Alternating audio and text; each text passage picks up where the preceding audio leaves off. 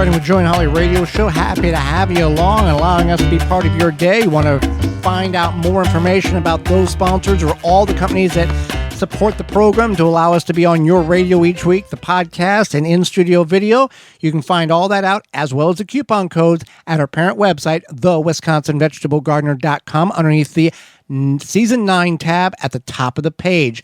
Summer gardening maintenance. Some of this is going to be kind of elementary. Other is going to be kind of more of a reminder of things in which you should be doing and at least being aware, if not on a regular basis, a semi-regular basis, in order to have a successful garden, whether you have containers, raised beds, or in the ground. The whole point of the gardening is, one, the decompression or the deconnecting of society and kind of getting in your own world and kind of relaxing. It could be decompressing too. Yeah, just but we want disconnecting. And the whole purpose is if you're going into the gardening and putting a garden in, your goal is to at least get something out of it. You're not just going in there planting some stuff, walking away going, well, That was fun for 3 weeks. Right. So you want to make sure you're watering.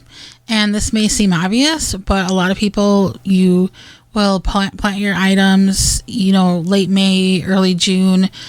You get some rain, and then all of a sudden in July, we don't get as much rain, or you don't get as much rain. Well, it's supposed to rain. Yeah, it's supposed to rain. And then you're like, oh, well, I was going to water, but it's supposed to rain. It doesn't rain, and then you forget about it because you get distracted with life. Well, it'll rain tomorrow. It says it's going to rain tomorrow. Yeah, exactly. So to make sure you are watering. The next one is everybody's. Well, watering. You can use a watering can. Yeah, irrigation. Irrigation is a far more financially investing product or way to go. So let's talk about that. Yeah. Some people think irrigation is simply pricey, and they don't see it as an investment because they're like, well, I can just water my plants. But however, you are using less water because you're watering right at the root zone, as opposed to like sticking a sprinkler, like an overhead rainbow sprinkler. That's what they're called. Yeah. So you're getting right to the root zone. You're going to use less water over time. And also, it's kind of a set it and forget it deal. They have different emitters for a certain amount of gallons per hour or less. And we have ours from dripworks.com. And ours is set for 20 minutes, 3 times a day, 8 a.m., noon, and 5 p.m. And it consistently keeps the soil damp, not wet, at root zone. And these plants do phenomenally better when they have a little bit of moisture in the soil, rather than, every so many days I go out and I spray the hose at them, and you only get the top fraction of soil moist, and you've watered and you dig down a half an inch and it's still dry. So an irrigation system consistently holds or allows that moisture to stay in the soil, and it's not drying out, and you're not utilizing your time by sitting there with a hose or watering a sprinkler. And they got timers, and they do Bluetooth and Wi-Fi and all this other stuff. So it is just as technology savvy and advanced as anything else you have in your home. Absolutely. So weeding, this is everybody's least favorite thing usually. If it's not your least favorite thing, then kudos to you. You want to get, you want to weed the garden. You want to make sure you're weeding it thoroughly. You're getting the roots out. Now, we're not good at this. No, we're not good at this. Sometimes the weeds actually harbor and hold the bad insects from attacking the plants in which we're trying to grow. Right. Or if it's been a dry year, they kind of help hold the moisture in as well. They produce a shade. Yeah, they produce a shade. So maybe we're just trying to justify. Add mulch. Add mulch. Now, this is something that you could do at the beginning of the season, maybe, or when you planted. Maybe you forgot, whatever. Maybe your mulch decomposed. You need to add more mulch. Well, what kind of mulch is best for a vegetable garden? An annual, not a perennial. I would say, you want to save your leaves from the fall, but those do decompose. So straw works. Mm-hmm.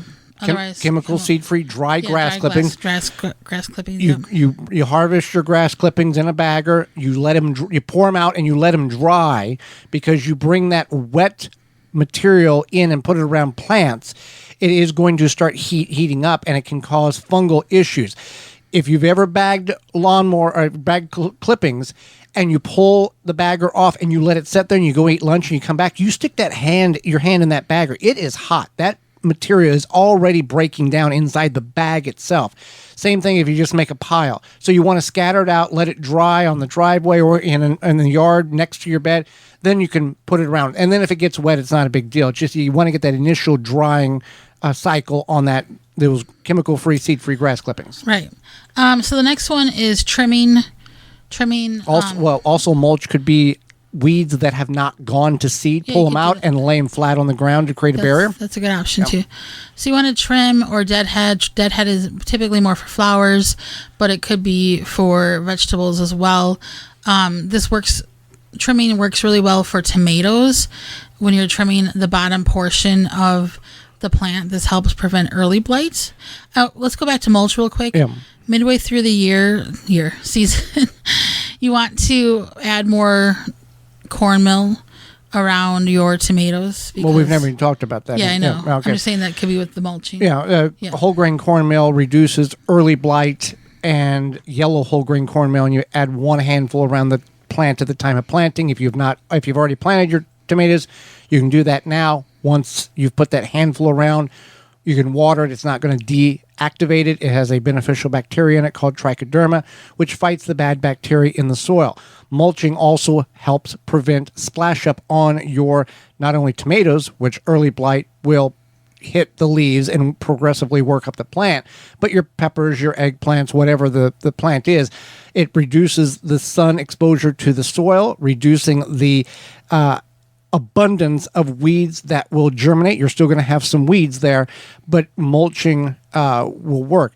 Trimming the tomatoes, you want to trim the lower 6 to 8 inches of the plant to stalk from ground up, and then anything in the canopy area that is going to droop down and potentially get hit by soil splashing up, in addition to having the mulch there. Roses, you want to deadhead as the blooms are dissipating in order to stimulate more blooms.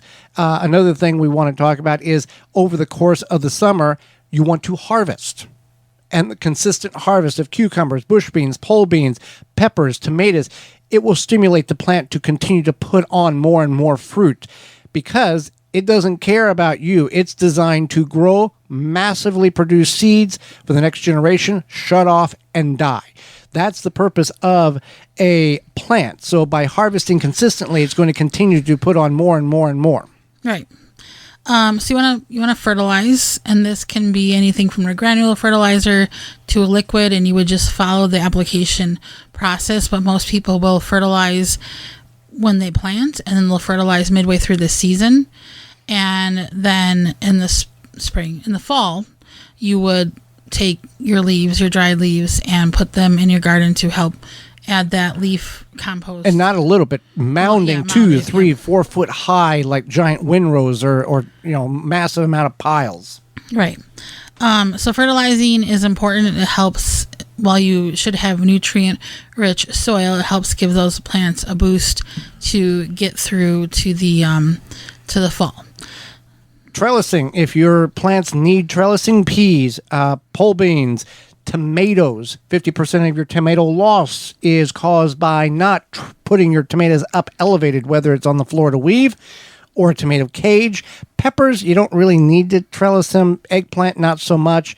The beans, the tomatoes, and the peas and the cucumbers, get those up off the ground. But it's also, good to note that if you see something that is laying there and could use some support. Yes. I mean, it could even be something as simple as like an overzealous squash plant or something.